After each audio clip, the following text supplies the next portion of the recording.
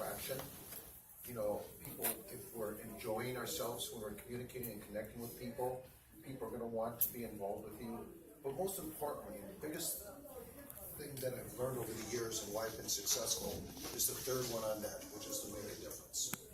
I always focus on how I can make a difference in the other person that I'm speaking with.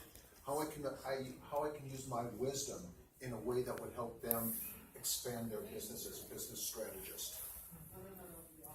That was a picture that I personally took when I was in Thailand. Now, it was the last time I was speaking there, and I wish that everybody there was coming to hear me speak. But they weren't.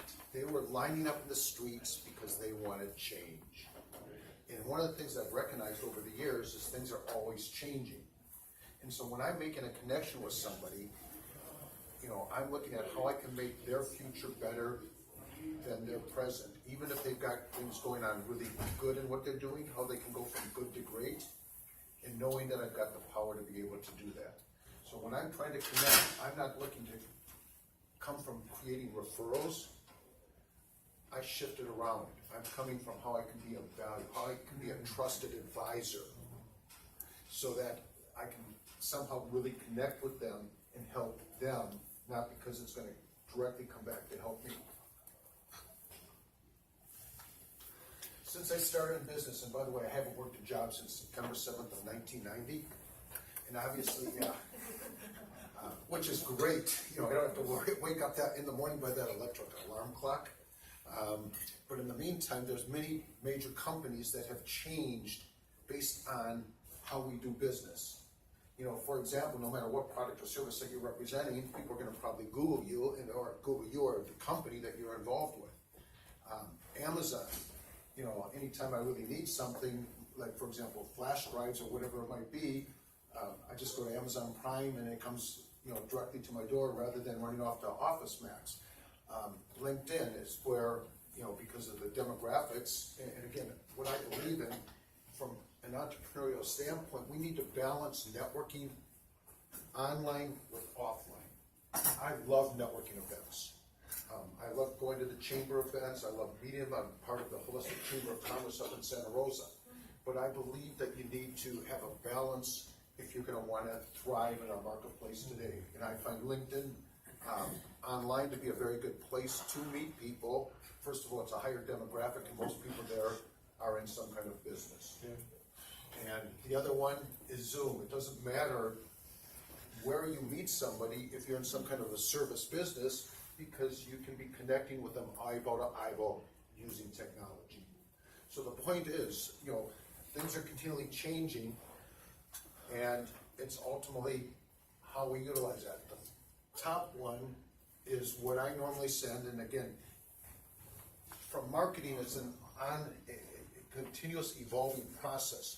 That was my second rendition, because I started off with something different that was similar but different, and it wasn't as effective as I wanted to. But when I meet somebody online, the key that I want to do is get them offline. I want to connect as one human being to the next.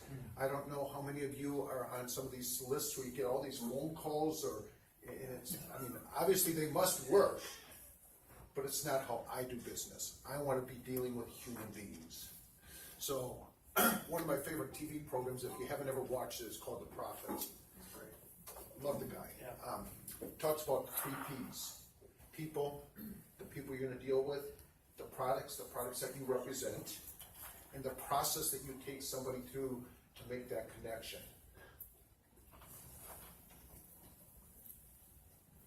One of the things that when I'm meeting with people, no matter who it is, and this is a model that I learned, I want to have them have continuous, measurable, positive impact because of the fact that they've got a relationship with me. You know, I'm always focused on the other person. How can I somehow be a trusted advisor, create a reason that they want to have a relationship with me? Because if they get to know me, they're going to refer people. Some of them will refer people. If nothing else, I'm helping them. Again, I've learned if I focus on helping other people, one of the key things as a networker, remember that Verizon commercial? And you would always say, I've got the network behind me, because as somebody said, I'm not a master of everything. I know the things I'm really good at, but I've got some top quality professionals that I've worked with for many years that can help people accomplish what they're looking to accomplish. One of the biggest reasons why I believe most people don't accomplish the success that they're really looking for is they're focused on the transaction.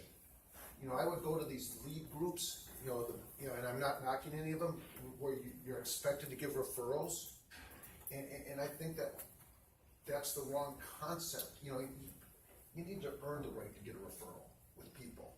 So if you focus more on the relationship, focus on what you can do to be that trusted advisor, helping other people. There's an acronym called TIP that you've probably heard of, TIP, which means to ensure promptness.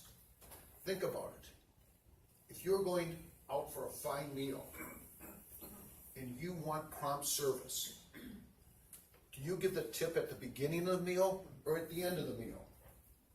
Most people give it at the end. Their chances of getting prompt service aren't necessarily going to happen. When do you want to demonstrate how you can help making a positive impact in the person that you're trying to develop a relationship with?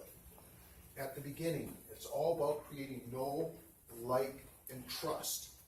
Getting a high level of know, like, and trust, and then keeping it there.